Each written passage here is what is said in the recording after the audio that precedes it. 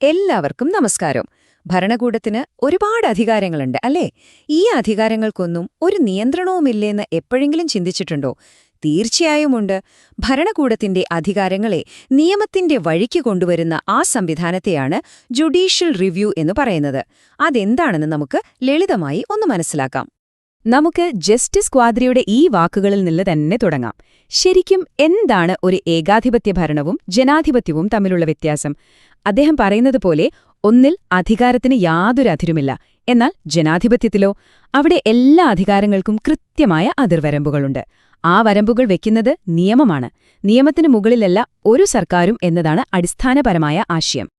അപ്പോ ഈ വിഷയം നമുക്ക് കൃത്യമായി മനസ്സിലാക്കാൻ നമ്മൾ ഈ ഒരു വഴിയിലൂടെയാണ് മുന്നോട്ടു പോകുന്നത്. ആദ്യം നമ്മൾ എന്താണ് ഈ ആശയമെന്ന് നോക്കും, പിന്നെ ഏതൊക്കെ കാരണങ്ങൾ വെച്ച് കോടതിക്ക് ഇടപെടാമെന്ന് കാണും, അതിന് ചില ഉദാഹരണങ്ങളും കേസുകളും പരിശോധിക്കും, കോടതിയുടെ കയ്യിലുള്ള ടൂൾസ് എന്തൊക്കെയാണെന്ന് മനസ്സിലാക്കും, അവസാനം എന്തിനാണിത്രയും പ്രാധാന്യമെന്നും ചർച്ച ചെയ്യും. അപ്പൊ നമുക്ക് തുടങ്ങാം.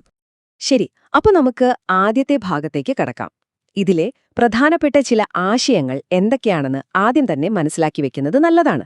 അപ്പോൾ മുന്നോട്ടുള്ള കാര്യങ്ങൾ എളുപ്പമാകും. അപ്പോ എന്താണീ ഭരണപരമായ നടപടി അല്ലെങ്കിൽ അഡ്മിനിസ്ട്രേറ്റീവ് ആക്ഷൻ എന്ന് പറഞ്ഞാൽ?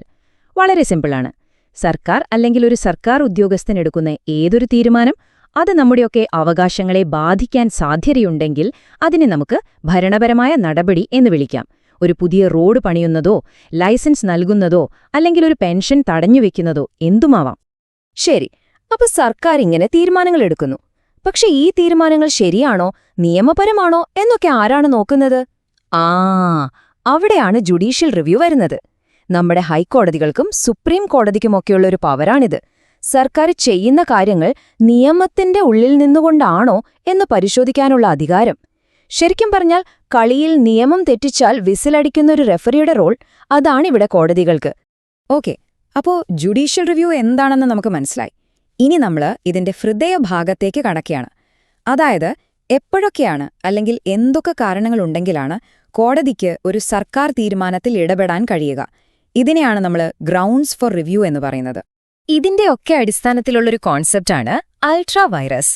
കേൾക്കുമ്പോൾ എന്തോ വലിയ സംഭവമാണെന്ന് തോന്നും, പക്ഷേ സംഭവം സിമ്പിളാണ്. ഇതൊരു ലാറ്റിൻ വാക്കാണ്, അർത്ഥം അധികാരത്തിനപ്പുറം എന്ന്. അതായത് ഒരു അതോറിറ്റിക്ക് നിയമം ഒരു അധികാരം കൊടുത്തിട്ടുണ്ടെങ്കിൽ ആ അധികാരത്തിന്റെ പരിധിയിൽ നിന്ന് മാത്രമേ പ്രവർത്തിക്കാൻ പാടുള്ളൂ. അതിനപ്പുറം കടന്നാൽ ആ നടപടിക്ക് നിയമസാധുതയില്ല. പൊതുവെ 5 പ്രധാന കാരണങ്ങളാണ് ഇതിനായിട്ട് പറയാറുള്ളത്. 1. അധികാരപരിധിയിൽ വരുന്ന തെറ്റുകൾ. 2. തീർത്തും യുക്തിക്ക് നിരക്കാത്ത തീരുമാനങ്ങൾ. 3. നടപടിക്രമങ്ങളിലെ പിഴവുകൾ. 4. ആനുപാതികമല്ലാത്ത നടപടികൾ. പിന്നെ 5ാമത്തേത് നിയമാനുസൃതമായ പ്രതീക്ഷകളെ ലംഘിക്കുന്നത്. പേടിക്കണ്ട, നമുക്ക് ഓരോന്നും എന്താണെന്ന് ഉദാഹരണങ്ങൾ വെച്ച് തന്നെ നോക്കാം. ശരി, അപ്പൊ നമുക്ക് ഈ പറഞ്ഞ കാരണങ്ങൾ യഥാർത്ഥത്തിൽ എങ്ങനെയാണ് കോടതികൾ ഉപയോഗിക്കുന്നതെന്ന് ചില പ്രധാനപ്പെട്ട കേസുകളിലൂടെ ഒന്ന് നോക്കിയാലോ? അപ്പോ ആദ്യത്തെ കാരണം ജൂറിസ്ഡിക്ഷണൽ എറർ അല്ലെങ്കിൽ അധികാരപരിധിയിലെ പിശക്. വളരെ അടിസ്ഥാനപരമായ കാര്യമാണിത്. ഒരു തീരുമാനമെടുത്ത അതോറിറ്റിക്ക് അങ്ങനെയൊരു തീരുമാനമെടുക്കാൻ നിയമപരമായി അധികാരം ഉണ്ടായിരുന്നോ? അതാണിവിടത്തെ ചോദ്യം. ഈ അധികാരപരിധിയിലെ പിശക് എന്ന് പറയുന്നത് തന്നെ 3 രീതിയിൽ വരാം. ഒന്നാമത്തത് ലാക്ക് ഓഫ് ജുറിസ്ഡിക്ഷൻ, അതായത് ഒരു കാര്യം ചെയ്യാൻ തീരെ അധികാരമില്ലാതിരിക്കുക. രണ്ടാമത്തത് എക്സസ് ഓഫ് ജുറിസ്ഡിക്ഷൻ, അതായത് അധികാരമുണ്ട് പക്ഷേ അതിന്റെ പരിധി വിട്ട് പ്രവർത്തിച്ചു. മൂന്നാമത്തത് എബ്യൂസ് ഓഫ് ജുറിസ്ഡിക്ഷൻ, അതായത് അധികാരം ദുരുപയോഗം ചെയ്തു, ഒരു പക്ഷേ മോശം ഉദ്ദേശത്തോടെയോ അല്ലെങ്കിൽ അപ്രസക്തമായ കാര്യങ്ങൾ പരിഗണിച്ചു. ഈ 3 സാഹചര്യത്തിലും കോടതിക്ക് ഇടപെടാൻ പറ്റും.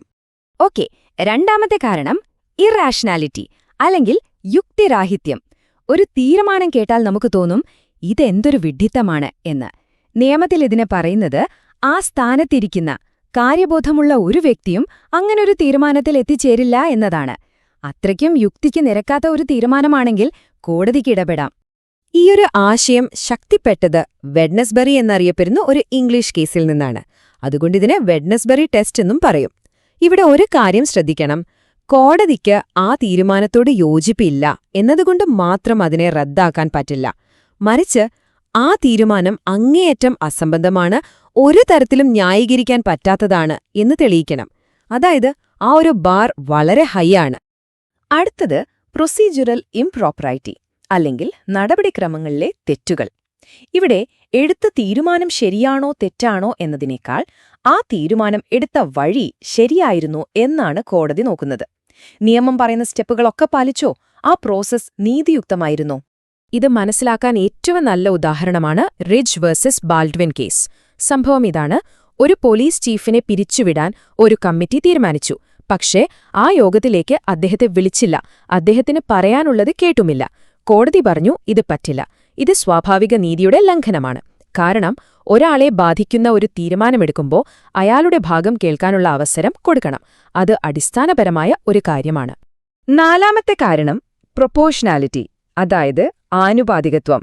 ഒരു ചെറിയ തെറ്റിന് വളരെ വലിയ ശിക്ഷ കൊടുക്കുന്നത് ശരിയല്ലല്ലോ. അത് തന്നെയാണ് ഇവിടത്തെയും ആശയം. ഒരു സർക്കാർ നടപടി അതിന്റെ ലക്ഷ്യം നേടാൻ ആവശ്യമായതിലും കഠിനമാകരുത്. ഒരു ചുറ്റിക കൊണ്ട് അടിച്ചു തീർക്കാവുന്ന കാര്യത്തിന് ബുൾഡോസർ കൊണ്ടുവരുന്ന പോലെ ആകരുത്. നമ്മുടെ സുപ്രീം കോടതിയുടെ മുന്നിൽ വന്ന ഒരു കേസാണ് ഹിന്ദ് കൺസ്ട്രക്ഷൻ കമ്പനിയുടെ കേസ്. അവിടെ ഒരു ദിവസം ഹോളിഡേക്ക് ജോലിക്ക് വരാതിരുന്നതിന് കുറച്ച് തൊഴിലാളികളെ ജോലിയിൽ നിന്ന് സ്ഥിരമായി പിരിച്ചുവിട്ടു. കോടതി ഇത് പരിശോധിച്ചിട്ട് പറഞ്ഞു, ഈ ശിക്ഷ വളരെ കഠിനമാണ്. ചെയ്ത തെറ്റുമായി ഒരു തരത്തിലും ആനുപാതികമല്ല. ഒരു ദിവസത്തെ അവധിക്ക് പിരിച്ചുവിടൽ എന്നത് തീർച്ചയായും കൂടിപ്പോയി. അഞ്ചാമത്തേതും അവസാനത്തേതുമായ കാരണം ലെജിറ്റിമേറ്റ് എക്സ്പെക്ടേഷൻ, അതായത് നിയമാനുസൃതമായ പ്രതീക്ഷ. ഒരു സർക്കാർ അതോറിറ്റി നമുക്കൊരു വാക്ക് തരുന്നു, അല്ലെങ്കിൽ വർഷങ്ങളായി ഒരു പ്രത്യേക രീതി പിന്തുടരുന്നു. അപ്പോൾ സ്വാഭാവികമായും നമ്മളത് പ്രതീക്ഷിക്കുമല്ലോ. ആ പ്രതീക്ഷയെ ഒരു മുന്നറിയിപ്പുമില്ലാതെ അവർ ലംഘിക്കുമ്പോഴാണ് ഈ കാരണം വരുന്നത്. ഇതിനൊരു ക്ലാസിക് ഉദാഹരണമാണ് ലിവർപൂൾ കോർപ്പറേഷന്റെ കേസ്. അവിടുത്തെ കോർപ്പറേഷൻ ടാക്സി ഡ്രൈവർമാർക്ക് ഒരു ഉറപ്പ് കൊടുത്തു: നിങ്ങളുടെ ലൈസൻസ് ഫീസ് കൂട്ടുന്നതിന് മുൻപ് നിങ്ങളുമായി ഞങ്ങൾ ചർച്ച ചെയ്യും. പക്ഷേ ഒരു ചർച്ചയും നടത്താതെ അവർ ഫീസ് കൂട്ടി. ഡ്രൈവർമാർ കോടതിയിൽ പോയി. കോടതി പറഞ്ഞു, ആ വാക്ക് കൊടുത്തതുകൊണ്ട് ഡ്രൈവർമാർക്ക് ഒരു ചർച്ച പ്രതീക്ഷിക്കാൻ ന്യായമായ അവകാശമുണ്ടായിരുന്നു. അതുകൊണ്ട് കോർപ്പറേഷൻ ആ വാക്ക് പാലിക്കണം. കണ്ടില്ലേ, സർക്കാർ നൽകുന്ന വാക്കിനും വിലയുണ്ട്. ശരി, അപ്പോ ഈ പറഞ്ഞ കാരണങ്ങളിലൊന്ന് വെച്ച് ഒരു സർക്കാർ തീരുമാനം നിയമവിരുദ്ധമാണെന്ന് കോടതി കണ്ടെത്തിയെന്ന് വയ്ക്കാം. എന്നിട്ട് എന്തു ചെയ്യും? വെറുതെ കണ്ടെത്തിയാൽ മതിയോ? പോരാ. ആ വിധി നടപ്പാക്കാൻ കോടതിയുടെ കയ്യിൽ ചില ശക്തമായ ഉപകരണങ്ങളുണ്ട്. അതിനെയാണ് നമ്മൾ റിട്ടുകൾ എന്ന് പറയുന്നത്. എന്തൊക്കെയാണവ എന്ന് നോക്കാം. നമ്മുടെ ഭരണഘടന പ്രധാനമായും 5 തരം റിട്ടുകളാണ് നൽകുന്നത്: habeas corpus, mandamus, quo warranto, prohibition, പിന്നെ സെഷ്യോററി.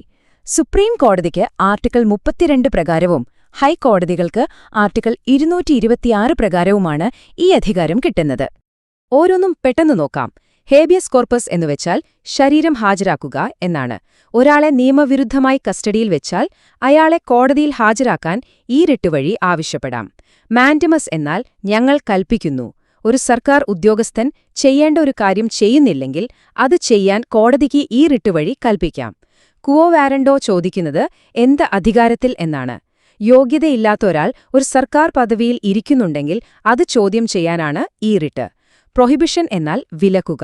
ഒരു കോടതി അതിന്റെ അധികാരപരിധി വിട്ട് ഒരു കേസ് പരിഗണിക്കുകയാണെങ്കിൽ അത് തടയാൻ ഉയർന്ന കോടതിക്ക് ഈ റിട്ട് ഉപയോഗിക്കാം. അവസാനമായി സെർഷ്യോററി. ഒരു അതോറിറ്റി നിയമവിരുദ്ധമായ ഒരു ഉത്തരവ് ഇറക്കിക്കഴിഞ്ഞാൽ ആ ഉത്തരവ് റദ്ദാക്കാനാണ് ഇത് ഉപയോഗിക്കുന്നത്. അപ്പോ എന്തുകൊണ്ടാണ് ഈ ജുഡീഷ്യൽ റിവ്യൂ ഇത്രയും പ്രധാനപ്പെട്ടതാകുന്നത്? ഇത് വെറുമൊരു നിയമപ്രക്രിയ മാത്രമല്ല. സത്യത്തിൽ ഇത് ഒരു ജനാധിപത്യത്തിന്റെ ഹൃദയമാണ്. ഭരണകൂടത്തിന്റെ അധികാരം അതിരുകടക്കുന്നില്ലെന്ന് ഉറപ്പാക്കാനും നിയമവാഴ്ച നിലനിർത്താനും ഏറ്റവും പ്രധാനമായി നമ്മളെപ്പോലുള്ള സാധാരണ പൗരന്മാരുടെ അവകാശങ്ങൾ സംരക്ഷിക്കാനുമുള്ള ഒരു സുരക്ഷാ കവചമാണിത്. നമ്മളീ ചർച്ച അവസാനിപ്പിക്കുമ്പോൾ ഒരു ചോദ്യം ബാക്കിയാണ്. ഇന്നത്തെ കാലത്ത് സർക്കാർ സംവിധാനങ്ങൾ കൂടുതൽ സങ്കീർണമായിക്കൊണ്ടിരിക്കുകയാണല്ലേ?